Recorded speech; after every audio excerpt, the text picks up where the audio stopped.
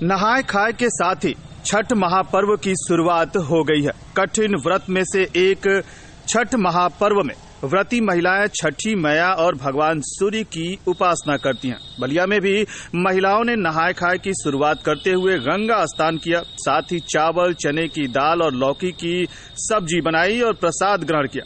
छठ पर्व आस्था के साथ साथ अपने धार्मिक दोनों के लिए ही प्रसिद्ध है। ऐसे में महिलाएं छठी मैया के गीत गाकर छठ महापर्व को उत्सव के रूप में मना रही हैं। व्रती महिलाओं का कहना है कि संतान की सुख समृद्धि के साथ ही परिवार एवं देश की उन्नति के लिए भी यह छठ व्रत हम करते हैं। आपको बता दें कि यह महापर्व कुल 4 दिनों तक चलता है। मेरा नाम रितु। नहा खा के दिन से आज हम लोग लहसुन प्याज नहीं खाते हैं और आज हम लोग चने की दाल और लौकी की सब्जी, चावल, यही हम लोग का खाना होता है आज का। और आज हम लोग पूरे दिन मतलब यही खा के रहते हैं और खरना के दिन से हमारा ये व्रत शुरू हो जाता है, जिसमें हम लोग निर्जला व्रत रहते हैं और शाम को हम लोग खीर रोटी यही हम लोग बनाते हैं और जितनी भी व्रती महिलाएं रहती हैं इसी को हम लोग मतलब अपना भोजन ग्रहण करते हैं, यही भोजन हम लोग। और नहा खा के दूसरे दिन से फिर हमारा ये पर्व फिर वापस स्टार्ट उसी तरह से होता है, निर्जला उपवास रख के, जो कि शाम का पहला अर्घ होता है और फिर सुबह में 24 घंटे निर्जला व्रत रहने के बाद फिर सुबह में हम लोग दूसरा अर्घ देते हैं। उसके बाद हम लोग मनसा से बहुत कठिन होता है, लेकिन आस्था के आगे सब कुछ अच्छा लगता है। तो क्या मनोकामना रहती है? मनोकामना ये रहती है कि हमारे बच्चे की, पति की लंबी आयु हो। जब से लड़का भइलन पहला, तब से हम व्रत शुरू कर देनी, छठ व्रत करे नहीं, अपना पति लड़के के दीर्घ आयु के लिए, सुखी परिवार के लिए ये व्रत है। हाँ, छठ मैया के बहुत प्रेम पूर्वक सभी परिवार करते हैं। इतना हिम्मत कहाँ से आता है इस व्रत को करने का? किसकी कृपा है?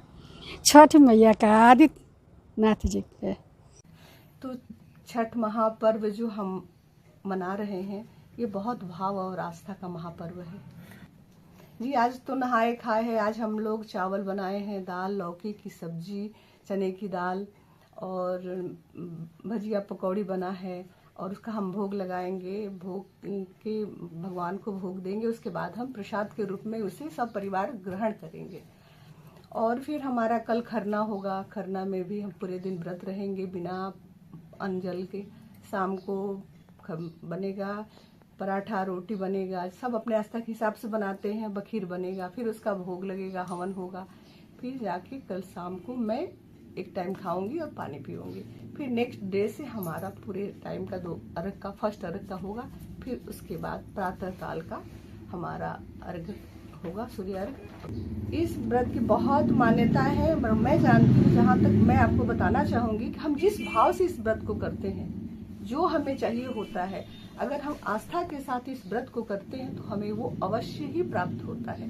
छठी माता की कृपा ऐसी है कि मैं गिना तो नहीं सकती, लेकिन कोई ऐसा इंसान नहीं है जो ये कह सके कि हमने व्रत किया और हमें वो चीज नहीं प्राप्त हुआ।